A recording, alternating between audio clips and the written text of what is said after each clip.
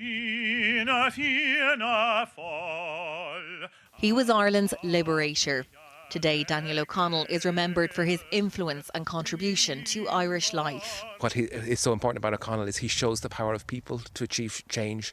He achieved what he achieved through mobilising people by showing the power of the voices of ordinary people.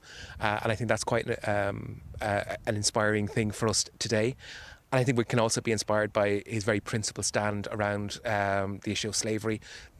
By taking that position, you know, it cost him support, it cost him support for his movement, but he said that this was a matter of principle and something that he couldn't compromise on. This afternoon's stake commemoration at Daniel O'Connell's ancestral home of Derrynane saw a plaque unveiled by Taoiseach Micheál Martin and a tree planted to mark 250 years since the birth of O'Connell.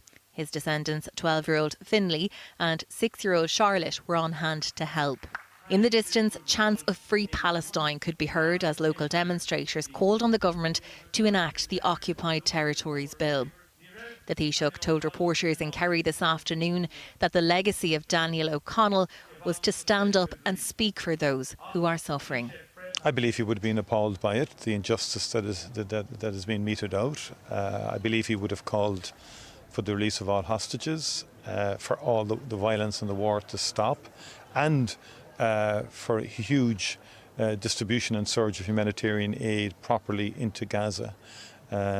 We are all appalled. As I said in my speech, in many ways the legacy of O'Connell is that we do stand up and speak for those who are suffering. Today's celebrations were for a man who led the Irish people in the fight for Catholic emancipation, a man who influenced many others to fight for their rights and those of their people. Zara King, Virgin Media News, Kerry.